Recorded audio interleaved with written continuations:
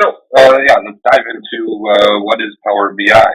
So, one way to describe the software product is to let you know kind of what it does and what gaps it fills. So, what Power BI does really well, it connects to hundreds of data sources on premises and in the cloud. So, in your environment, in the cloud, and tons and tons of services and different data sources. It simplifies the data ingestion, transformation, integration, and enrichment. Simplifies all those processes for you, and it makes it easy to create impactful visualizations.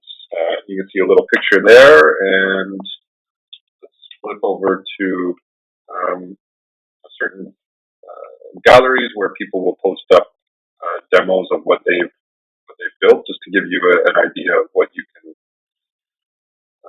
how far you can go with this with Power BI if you really want to get to it.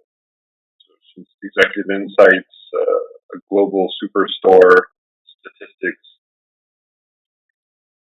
So these are pretty in depth, but this is definitely where you can get to with Power BI. And these are look a lot cleaner and a lot more impactful than typically what you're going to see with Excel, which is more around table